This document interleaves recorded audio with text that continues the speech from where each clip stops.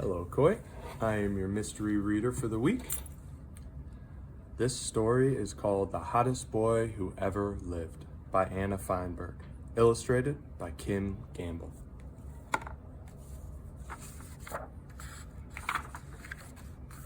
Hector lived beside a volcano at the very edge of the world. He had flaming red hair and a pet salamander, and he slept in a treehouse in the jungle. He ate mangoes for breakfast and pineapples for lunch, and nobody told him when to go to bed. But Hector was sad. He was unbearably, bone-achingly sad. "No offense, Minton," he said to a salamander, "but I would give up my mangoes, my treehouse, even my view of the volcano, just for someone to talk to." "What about me? You could tell me anything," said Minton. Yes, but one salamander was just not enough. Minton was a loyal pet, and in his heart he agreed. "It is a terrible shame, Hector, especially when you have such a great talent for conversation. But who else could ever be your friend? I mean, with your problem?" For Hector, you see, was the hottest boy who ever lived. Inside, he burned like a bonfire. When he sighed, the grass turned brown. Now Hector sighed, and the grass smoked.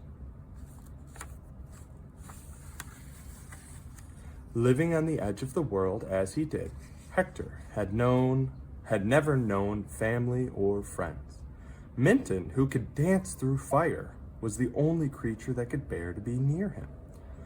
"The first time I saw you," Minton told him, "you were shooting right out of the volcano." Hector couldn't remember back that far, but he had always known Minton. "I'd give anything for a hug," Hector whispered to Minton one day. "I'd settle for a cuddle from an octopus, a squeeze from a boa constrictor, or even a lick from a lion." Minton looked at him sadly. He could hardly fit around Hector's big toe. "I know," said Minton. "but even the mosquitoes won't come near you. Believe me, I've been around, and this is the best place for you. Really, Hector, you are just too hot to handle." That night, a terrible storm swept over the jungle. Lightning knifed the sky, and trees crashed down. Clouds burst like balloons, flooding the jungle. Hector found himself on the ground, clinging to his fallen tree, and all around him the water was rising. The tree began to roll and was swept out to sea. Hector clung on. Soon he could no longer see the beach, or his jungle, or even the volcano. Ahead stretched a dark gray ocean. Hector shivered. Now he was truly alone in the world. "Oh, Minton," he cried, "where are you?" Minton crawled out from a hole in the tree. "We are in deep trouble," he said. "but at least we're together." Hector and Minton watched the sun come up and go down many times while they floated on the endless sea. Minton's skin dried out like leather, and Hector was starving. Then Hector noticed something new. "Wind! Do you feel it, Minton?" "Yes, it's making me shiver. I've never felt anything as cold as this." "But I thought you've been around." "Well," said Minton, "there's around, and then there's around. For a small salamander like me, getting to the volcano and back is something." Then Hector noticed another thing. Out of the mist loomed enormous blocks of whiteness. "Land!" cried Hector. But when he and Minton drew near, the blocks began to dribble and melt until they finally disappeared. "A mirage," said Minton darkly. "A trick of the eyes. Prepare yourself, Hector. This is the end. These are the daydreams of death." But now, coming toward them, was another daydream. It wasn't white and it wasn't melting. It was a small wooden boat paddled by a girl with golden hair. "Ahoy there!" the vision cried, and when she pulled up close to Hector's tree, she put out her hand to shake. "I'm Gilda the Adventurer," she said. Her hair was like woven sunlight. Shyly, Hector put his hand in hers. "I'm Hector," he said, "and you better watch out because I'm rather hot." Hector held his breath and hung on to her hand. He tingled with joy and comfort and delight. "Thundering Thor, you're as hot as fire," gasped Gilda. But she gripped his hand even harder.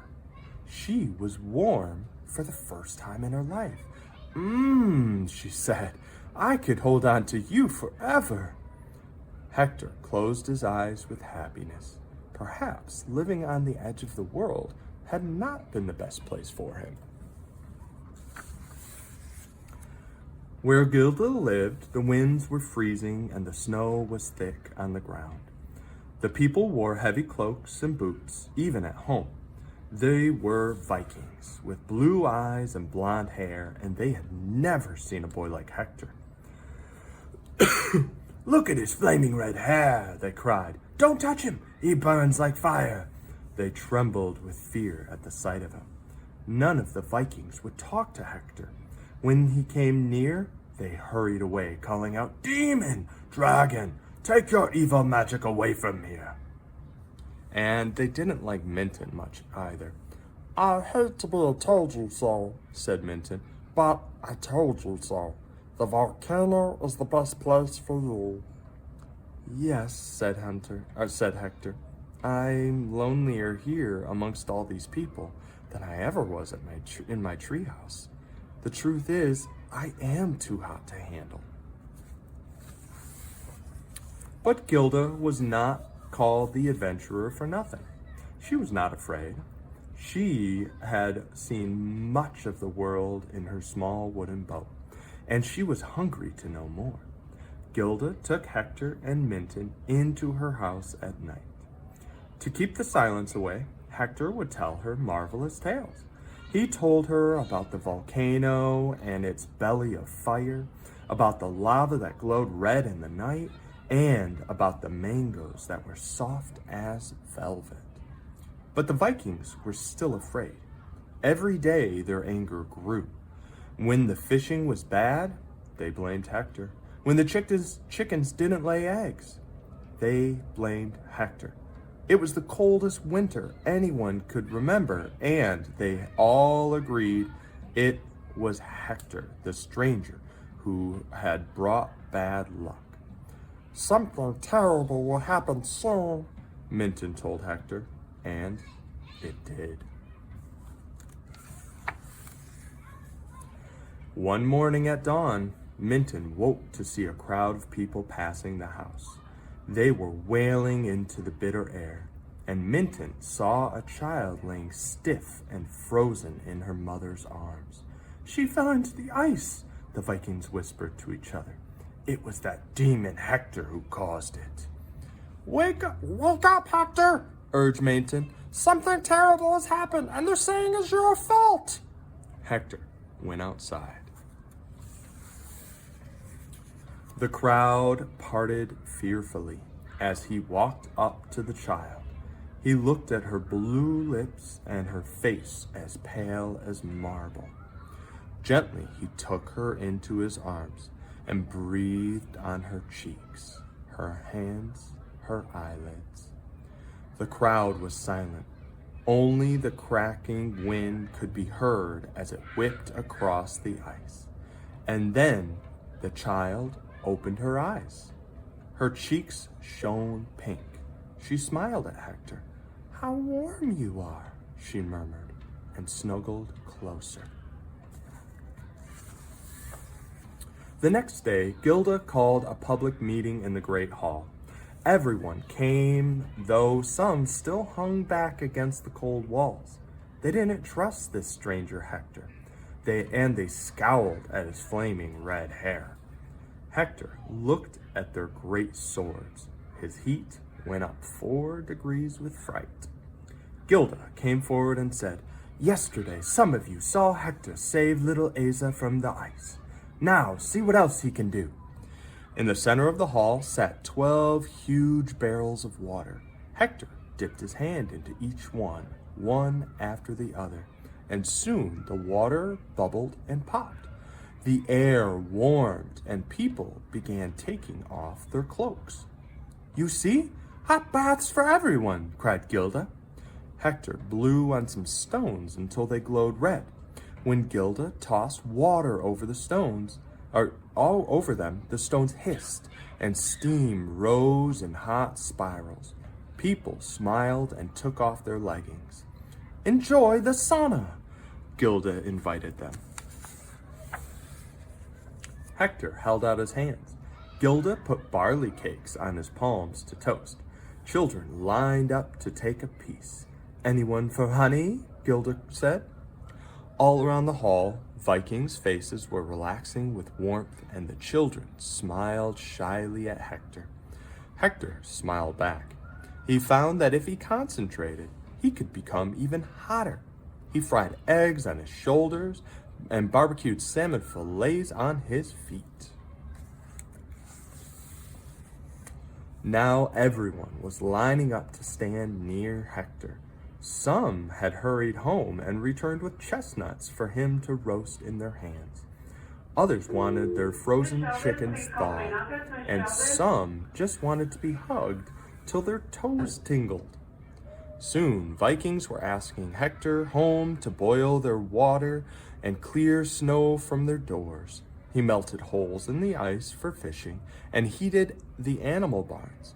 Minton always kept him company, and when they stayed over, Minton was served a special plate of roasted worms with beetle sauce. Gilda was so pleased with Hector and the Vikings that she decided to stop adventuring and start a business. Hector's heating and hot water service. She bought a sled and a pony, and together they toured the freezing villages, bringing warmth and happiness. Hector loved his new life. He loved the hugging and the smiles and the great conversations. He loved being famous. But best of all, he loved the cold nights when Gilda and Minton curled around his heat, swapping stories and making plans for the great adventures to come. Thanks for joining us. Good luck.